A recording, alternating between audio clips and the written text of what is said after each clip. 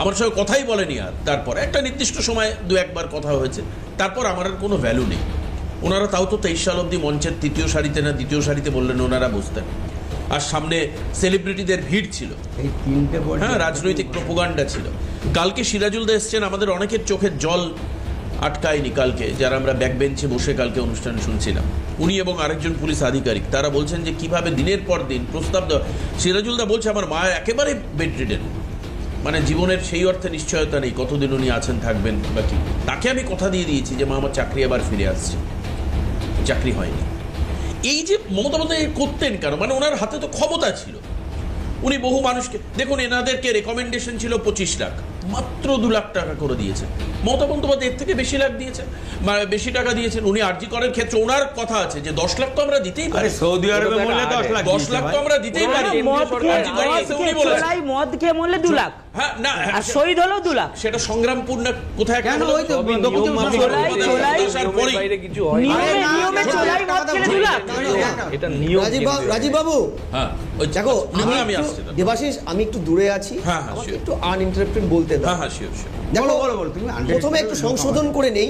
21শে জুলাই 1993 সালের আলোচনা কিন্তু আমরা 2014 সাল থেকে আমি তোমাদের এই চ্যানেলের প্ল্যাটফর্ম এবং অন্য চ্যানেলে ফি বছর করেছি, হ্যাঁ হয়েছে।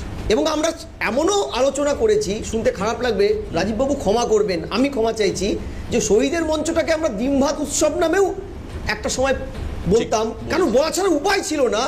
কারণ ওখানে আমরা দেখতাম প্রথম দিকে এই শহীদ তর্পণ অর্থাৎ শ্রাদ্ধ, আমাদের হিন্দু শাস্ত্রে, সনাতন শাস্ত্রে শ্রাদ্ধ মানে নিরামিষ ভোজন এবং ধ্যান, ভালো কথা বলা, স্মরণ করা। আমরা ওই মঞ্চটাকে কোনোদিনও, বিশেষত 11 সালের পর থেকে কোনোদিনও স্মরণ সভা বলতে পারিনি, কারণ এক ঝাঁক কর্মী রাজ্যের বিভিন্ন প্রান্ত থেকে ট্রেন বাস দখল করে এসি রিজার্ভেশন কম্পার্টমেন্ট থেকে সাধারণ যাত্রীদের টেনে হেঁচড়ে নামিয়ে কলকাতার বুকে আন্দোলন করতে এসেছে, মঞ্চ ভরাতে এসেছে।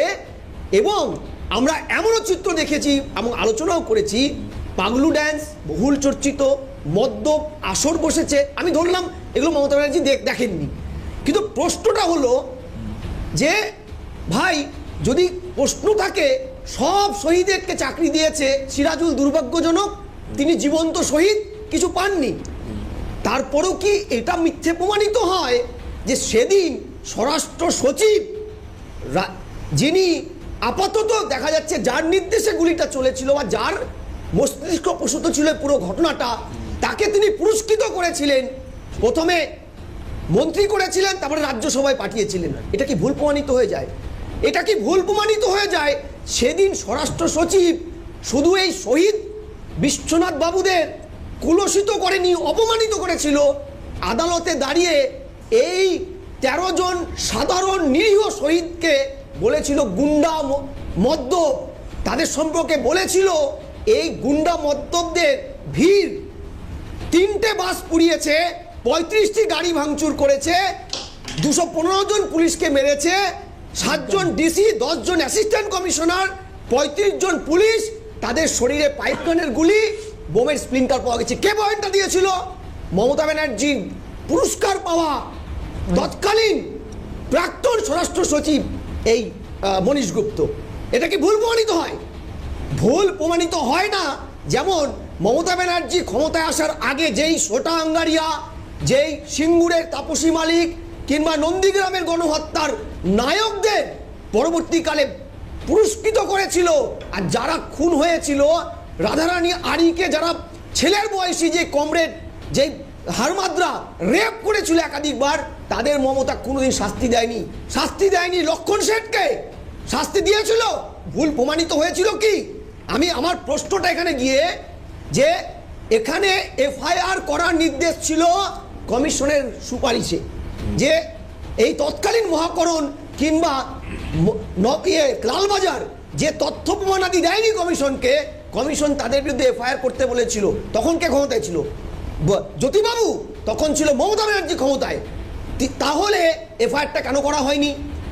বরং সেই সময় বুদ্ধবাবু সংস্কৃতি মন্ত্রক সামলাতেন, তার সাথে এই খুনের এই নির্দেশের কোনো সম্পর্ক ছিল না। তিনি যখন 44 জনের মধ্যে একজন সাক্ষী দিতে এসেছিলেন, তিনি বেরিয়ে এসে কি বলেছিলেন? 26/2/2014 যে তথ্য প্রমাণাদি মহাকরণ বা কালি দেয়নি মহাকরণ কিংবা লালবাজার, তাহলে এটার জন্য তো একটা কমিশন বসানোর কথা ছিল।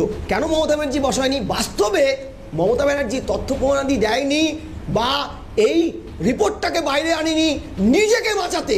কারণ সেদিন এই জমায়েতের নিরীহ মানুষগুলোকে তিনি নিয়ে গিয়েছিলেন সম্পূর্ণ জাতীয় রাজ্য কংগ্রেসের অর্ডারকে উপেক্ষা করে, শৃঙ্খলাকে উপেক্ষা করে। আমি পরিষ্কার বলছি। দ্বিতীয়, সেদিন যদি রিপোর্টটা বেরোতো, শুধু মনীশ গুপ্ত ফাঁসতেন না, মমতা ব্যানার্জি বকলমে ফাঁসতেন, বকলমে মমতা ব্যানার্জি ফাঁসতেন। একদম। এটা ছিল তার প্রথম সরিয়ে। তিনি মনীশ গুপ্তকেও বাঁচাতে যাননি, তিনি নিজেকে বাঁচাতে চেয়েছেন। নিজেকে বাঁচিয়েছেন। দেবাশিস, একটা কথা বলি, সব আচ্ছা সামনে এসে যেত। রাজীব কুমার সারদার নথি গায়েব করেছিল, তার জন্য তাকে শাস্তি দিয়েছিল মমতা। রাজীব কুমার ছিল বুদ্ধবাবুর স্পাই। মমতা ব্যানার্জি নিজে বলেছে, আমার ফোন ট্র্যাক করছে, আমার দলের ফোন ট্র্যাক করছে রাজীব কুমার বুদ্ধবাবুর নির্দেশে, আমি ক্ষমতায় আসলে তাকে শাস্তি দেব। ক্ষমতায় এসে রাজীব কুমারকে কি করেছিল? পুরস্কৃত করেছিল। সারদার নথি লোপাটের জন্য রাজীব কুমারকে রাজ্যসভায় পুরস্কৃত করে পাঠিয়েছিল। আর তাপসী মালিক, যার নাবালিকা কন্যাটাকে ধর্ষণ করে জীবন্ত পুড়িয়ে মেরেছিল, সেই তাপসী মালিকের বাবাকে টিকিট না দিয়ে দল থেকে তাড়িয়ে দিয়েছিল। অর্থাৎ মমতা ব্যানার্জি নিজের কথা রেখেছিল, রাজনৈতিক সিঁড়ি তৈরি করেছিল শহীদদের, এবং যাদের জন্যই শহীদরা এই সাফার করছে তাদেরকে পুরস্কৃত করে দলে বড় আসন দিয়েছিল। মমতা ব্যানার্জি কিন্তু রাজনৈতিকভাবে কারোর সাথে বিশ্বাসঘাতকতা করেনি, কারণ এটাই তার নেচার, এটাই তার নেচার। মানে বাইবর্ন নেচার আপনি বলছেন। আমি ছোটদা, আমি আসবো, এরপর অনেক কথা উঠে আসবে। আমি বিরতির পরে যে আপনি যে জায়গাটা বললেন, আমি প্রদীপ্তদাকে বলবো যে আপনার মনীশ গুপ্তকে নয়, বরঞ্চ নিজেকে বাঁচানোর জন্য মমতা বন্দ্যোপাধ্যায় ফাইল ধামাচাপা দিয়েছিলেন, যেটা এই প্রথম। আমরা এতদিন ধরে টিভি মিডিয়ায় রয়েছে কমিশনের রিপোর্ট, শুভেন্দু অধিকারী যেটুকু বলেছেন সেটুকু আমরা গত পরশুদিন বিধানসভায় তার স্পিচে আমরা জানতে পেরেছি। আমরা আসবো, কি বলবেন প্রদীপ্ত মুখোপাধ্যায় বিস্তারিত এই বিষয়ে, তারপর অবশ্যই রাজীব বাবুর কাছে, দীপঙ্করদার কাছেও আসবো। একটা বিরতির পর আজকের প্যানেল খানিকটা এক্সটেন্ডেড হচ্ছে। যারা আমাদের দর্শক রয়েছেন আমাদের সঙ্গে থাকবেন, অবশ্যই আলোচনার আরও গভীরে আমরা যাওয়ার চেষ্টা করব। সঙ্গে থাকুন। ফিরে আসলাম। প্রদীপ্তদা, একাধিক প্রশ্ন। মমতা বন্দ্যোপাধ্যায় নিজেকে বাঁচানোর চেষ্টা করেছেন। আমি অন্যান্য কর্তব্যে গাফিলতি বা কৃতজ্ঞতাহীনতা, আমি সেই প্রসঙ্গে আসছি না, কিন্তু 21শে জুলাইয়ের 93 সালের তদন্ত হলে উনি নিজে ফেঁসে যেতেন, ঝন্টুদা বলছেন। এই কিছুক্ষণ আগে আমরা বিভিন্ন তথ্য পেয়েছি, যেখানে মাননীয় মুখ্যমন্ত্রী শুভেন্দু অধিকারী বলেছেন যে বিহারে কি সাজা হয়েছে, মোদিজি এসে কোন সাজা দিয়েছেন। তার মানে একথা সত্যি। আমি কোনো রকম ইতিহাস চর্চায় না গিয়ে বলছি যে ঝন্টুদা যে তথ্যগুলো দিলেন, একজন সম্মানীয় অধ্যাপক, সেই তথ্যের সত্যতা নিশ্চয়ই ওনার কাছে আছে। এক নম্বর, সেই সত্যতার কনটেক্সটে আমি এখানে রাজীববাবু আছেন, আমি রাজীববাবুর সঙ্গে নিজে পার্টি হতে চাই। আমার এইটা মার্ক করবেন, হ্যাঁ, নিজে পার্টি হতে চাই রাজীববাবুর সঙ্গে। আমি তৃণমূল যখনই করি না কেন, কিন্তু পার্টি হতে চাই, রাজীববাবুর সঙ্গে থাকতে চাই। থেকে ঝন্টুবাবুকে সাক্ষ্য হিসেবে রাজীববাবু রাখুন, রেখে একটা এফআইআর করুন, করে আমিও সঙ্গে থাকবো। যে আমি শুনেছিলাম ঝন্টুবাবু এটা বলেছিলেন, এই অভিযোগটা তুলেছিলেন যে মমতা বন্দ্যোপাধ্যায় নিজেকে বাঁচাতে গিয়ে এটা করেছেন, ঠিক আছে? এবং তার ভিত্তিতে আশা করি নতুন কমিশন হবে।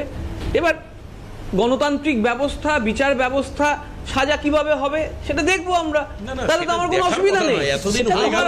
এইটাই তো না, আমাদের লজ্জায় মাথা একদম, লজ্জায় মাথা হেট হয়ে যাচ্ছে। আমি তো তাই বলছি, লজ্জায় মাথা হেট হয়ে যাচ্ছে বলেই তো আমি রাজীববাবুর সঙ্গে যেতে চাইছি। এটা বুঝলেন না? এত লজ্জায় মাথা হেট হয়ে যাচ্ছে। আরে বাবা, আপনি প্রমাণ করবেন তো? তাহলে সুশান্ত ঘোষ এতদিন জেলে ছিলেন, 2001 সাল থেকে বা তৎপরবর্তী সময় যুবর সভাপতি হিসেবে মাননীয় আমাদের মন্ত্রী ছিলেন, ট্রান্সপোর্ট মিনিস্টার, আমাদের এমপি ছিলেন, কাউন্সিলর ছিলেন, তারপর তিনি হয়েছেন আমাদের বর্তমান মুখ্যমন্ত্রী, যাকে দিলীপ ঘোষ বলেছেন প্রাক্তন তৃণমূলী। তিনিও ওই সভা পরিচালনা করেছেন, ওই 21শে জুলাইয়ের সভা, যে সভায় উনি ছিলেন দীর্ঘদিন। তাহলে তিনিও জানবেন যে কি কি ঘটেছে বা ঘটেনি। এখানে ক্যাবিনেট মিনিস্টার, ক্যাবিনেটের একটা ভূমিকা আছে এই পার্টিকুলার রিপোর্টের ক্ষেত্রে। ক্যাবিনেট কেন সেটা নিয়ে বলেনি সেটারও একটা ভূমিকা আছে। ফলে মমতা ব্যানার্জি একা করেছেন যদি হয়, তাহলে বর্তমান মুখ্যমন্ত্রী নিশ্চয়ই কমিশন করে তাকে সাজা দেবেন।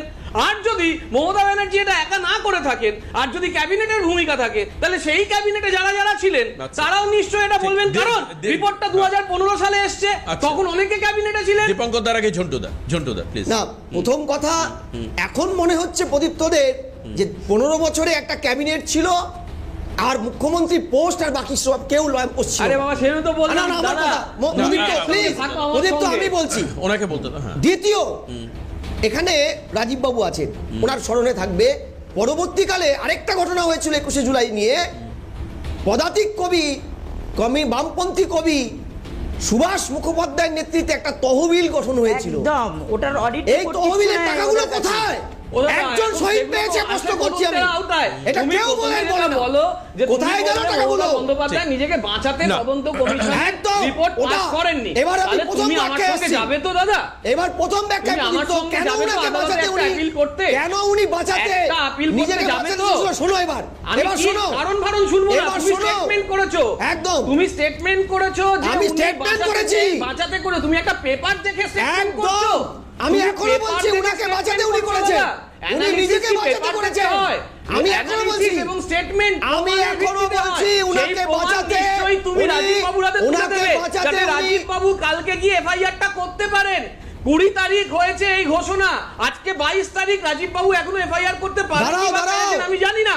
কিন্তু দাদা, আমি তোমাকে অনুরোধ করছি, এই যে জনমানসে যে বিভ্রান্তি ছড়াচ্ছে এবং এ যাবৎকাল যারা বারংবার বলে এসছেন যে মমতা বন্দ্যোপাধ্যায় 21শে জুলাইয়ের যে জায়গাটাকে সেটাকে একটা লার্জার স্কেলে আইদার ব্যবহার করেছেন বা নিয়ে গিয়েছেন, বা শহীদদের প্রকৃত তিনি সম্মান দিয়েছেন বা দেননি বা ব্যবহার করেছেন, এই যে মাল্টিপল লেভেল অফ অ্যানালিসিস আসছে, তার থেকে তো জনগণকে মুক্তি দিতে হবে। জনগণ তো বিভ্রান্ত হচ্ছে, তুমি তো সেখানে স্টেটমেন্ট করছো, তাহলে আমার সঙ্গে দেবাশিস আমার আমাকে একটু বলতে দাও। আমি আবারও বলছি, মমতা নিজেকে বাঁচাতে, মমতা বন্দ্যোপাধ্যায়, মাননীয় মমতা বন্দ্যোপাধ্যায় নিজেকে বাঁচাতে সেদিন রিপোর্টটা বের করেনি। কেন আমি তোমায় বলছি, পুরো এন্টায়ার এপিসোডটা হয়েছিল জাতীয় কংগ্রেসের রাজ্য নেতৃত্বকে অন্ধকারে রেখে। সোমেন মিত্র তখন সভাপতি, তিনি ছিলেন না রাজ্যে। আমার কথা নয়, মিলিয়ে নেবেন আর্কাইভ। দ্বিতীয়, সেদিন পুরো মবটা যখন ওখানে গিয়েছিল, তারা মদ্যপ ছিল না গুন্ডামি করেছিল, এই সমস্ত তথ্যাদি কে দিয়েছিল? তার মন্ত্রী, তার পরবর্তীকালের মন্ত্রী। তৃতীয় প্রশ্নটা এখানে সিরিয়াস, যে 44 জন এই অধিকাংশই এই মবের সেই দিনের শহীদ হওয়ার জন্য রিলেটেড ছিল না। মদন মিত্র, সুব্রত মুখোপাধ্যায়, কিরণময় নন্দ সোশ্যালিস্ট পার্টির মৎস্যমন্ত্রী ছিল প্রত্যেকে, এমনকি মানে সাংস্কৃতিক মন্ত্রী তৎকালীন বুদ্ধদেব ভট্টাচার্য, যাকে তৃণমূলের নেতারা মদন মিত্র বারবার বলতেন, তার নির্দেশে নাকি গুলি চালানো হয়েছিল, তারা সবাই সাক্ষী দিলেন। মমতা ব্যানার্জি কেন সাক্ষী দিলেন না?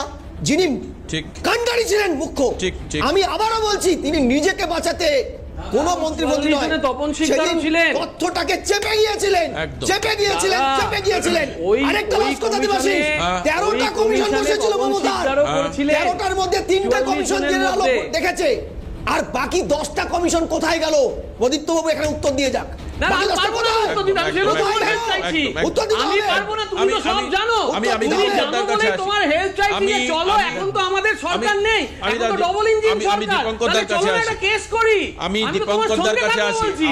আমার কথা হচ্ছে যে